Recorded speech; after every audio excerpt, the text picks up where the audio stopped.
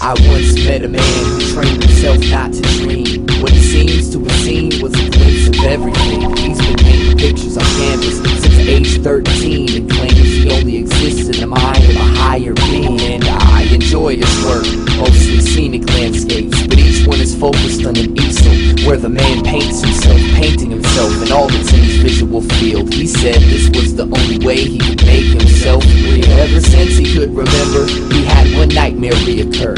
But until about 10 years ago, it didn't matter. It consisted of loud, distorted sounds echoing off the concrete he ran on top of in an attempt to reach a ladder. Now sometimes he gets so close but never touched his destination, which caused him much frustration cause he didn't know what it meant. And by the end of the dream, he saw the scene from a bird's eye, only to witness his dead body laying on the cement. It was only to witness his dead body laying on the cement. At first it freaked him out, but after a while he grew content, so he thought it's just a dream, and kept living his life, writing his soul on the canvas, cause it sheds his planet light. And it goes on and on like space and time. Ain't nothing odd, it's not that he didn't believe, he just didn't approve of God. His experience was one I couldn't comprehend, till I stopped being detective and listened to him as a friend. He said he once saw a painting that told his whole life story. It was then that he knew he was the art of divinity. He once saw a painting that told his whole life. A brushstroke of the gods made him one note in their symphony. He once saw a painting that told his whole life story. He spoke for himself and not the rest of humanity.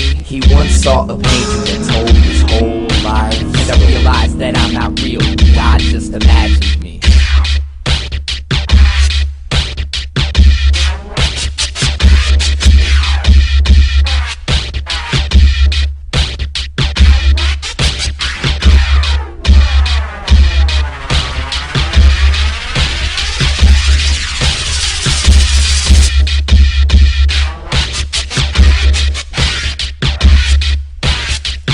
Like I said about 10 years ago, the event that changed his whole reality took place on his monthly trip to the local art gallery. It was there where he studied his contemporaries, and there where he nearly carried his sanity to a hole and buried it. It was a very mysterious day. The place was almost empty, and he got chills down his spine just being present in the scene. On the wall there was a picture that looked familiar, and when he got close his heart stopped, and he saw it was a painting of his dream. It was a painting of his dream, his body on a runway, by a ladder to an airplane with his propeller spinning, which accounted for the loud noise. The matchup was perfect, and that was the day he stopped believing in existence. He resented his creator. I mean, words can't explain what must have went on in his brain while he stared into a frame of a work of art which he created and was at the same time. The mind can't handle that much, it's just insane. It's like reading a book where each word describes your thoughts, and in quotations it reads whatever you say when you talk. You think it can't happen,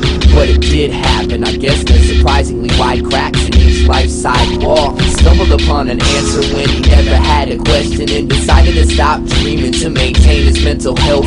Now he hardly talks to people, just stays in his basement writing in infinity by painting himself, painting himself. It is a strange universe. Is it all just a blueprint in the real universe? Is my consciousness useless? Are we really something a higher intelligence, made up a figment of imagination, colored by a cosmic paintbrush? Maybe all of our art creates the fate of other beings, that every character in every novel thinks it's alive. We're just gods ruling blindly. Just a theory, I don't know what it means, but that's the story of the man who trained himself not to dream. He once saw a painting that told his whole life story. He witnessed the paradox of the word existing. He once saw a painting that told his whole life. He world theirs and concluded he wasn't living. He once saw a painting that told his whole life story, the hidden variable that all that is art. And when I close my eyes I see eternity as a story. A God imagined a God that imagined me, and I am God.